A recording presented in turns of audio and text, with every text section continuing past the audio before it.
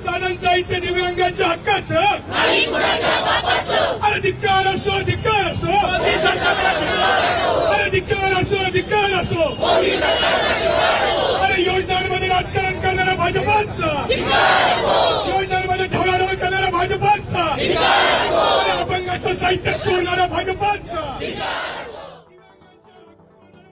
सांसद सुप्रिया सुले पुणे में विकलांग नागरिकों के मुद्दे पर प्रदर्शन करने पहुंची थी। इस बार उन्होंने पुणे में बढ़ते अपराधों को लेकर देवेंद्र फडणवीस पर निशाना साधा। सुप्रिया सुले ने उस समय बढ़ रहे अपराध की घटनाओं को लेकर कहा कि पुणे में कोयता गैंग सक्रिय और जिले के ग्रामीण इलाकों में अपराध बड़े पैमाने पर बढ़ रहे हैं। साथ ही महिलाओं को धमकियां भी मिल रही है। इसलिए तमाम घटनाओं को देखते हुए गृह मंत्रालय की नाकामी नजर आ रही है। तो गृह मंत्री जवाब दो कि राज्य में क्या चल रहा है। उन्होंने बीजेपी नेता उप मुख्यमंत्री और गृह मंत्री देवेंद्र फडणवीस की आलोचना करते हुए मांग की कि अगर आप अपराध पर लगाम नहीं लगा सकते तो इस्तीफा दे दें। सुप्रिया सुले ने कहा कि मैं बिल्कुल भी हैरान नहीं हूं। केंद्र और राज्य सरकारें नियमों का पालन नहीं करती हैं। विरोधियों के लिए नियम कायदे हैं और सत्ताधारियों के लिए 100 खून माफ वाली बात है। केंद्र का बजट पेश किया जाएगा। उस सवाल पर सुप्रिया सुले ने कहा कि महंगाई और बेरोजगारी पर ठोस कदम उठाए जाने चाहिए। ये सरकार का आखिरी बड़ा बजट है। सुप्रिया सुले ने केंद्र सरकार की आलोचना करते हुए कहा कि 2024 के चुनाव से पहले केंद्र सरकार के पास आखिरी मौका है। केंद्र सरकार की 2 स्कीमें हैं, जहां पिछली मेरी टर्म में बारामती लोकसभा जो कॉन्स्टिट्यूंसी है वो देश में अव्वल नंबर में पास हुई है और बहुत अच्छी तरह से स्कीम अमल हुई थी। तब उसके बाद फिर से जब महाविकास आघाड़ी की सरकार थी तब मैंने निर्णय लिया और मैंने विनती की यहाँ के पालक मंत्री श्री अजीत दादा को कि ये बारामती में हो सकता है तो क्यों नहीं हम जिले में करें और राज्य में करें। इसलिए पूरे जिले में फिर पूरी यंत्रणा, सारे एमएलए, सारे एमपीज, हम सब ने साथ मिलके जिले को देश में 1 नंबर तक लेके गए और इस जिले के सारे जो दिव्यांग है और ज्येष्ठ नागरिक है उनके लिए ये स्कीम हमने राज्य में, हमारे जिले में पूरी इम्प्लीमेंट की और 1.5-2 साल से हमारी कोशिश चल रही है कि इसका जो डिस्ट्रीब्यूशन है वो हो। लेकिन केंद्र सरकार को फॉलोअप किए, मंत्रियों को मिले, ट्वीट भी किया। मैंने मंत्री जी को ये भी विनती की कि आप जिसका चाहिए उसका फोटो लगा लेंगे।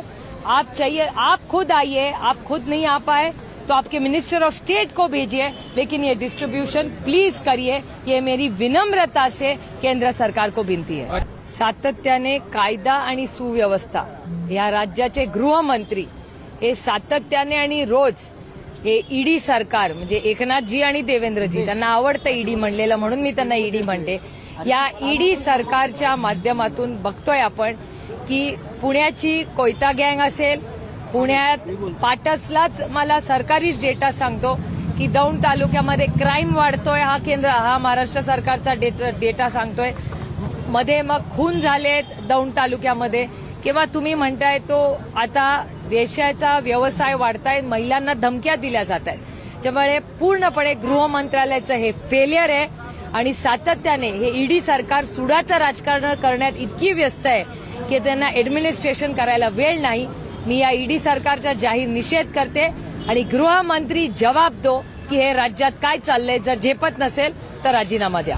कसबा मतदारसंघामध्ये आचारसंहितेचा भंग झालाय। काल पालकमंत्री चित्रा वाघ आणि इतर झेंडे जे आहेत तेही लागलेले होते।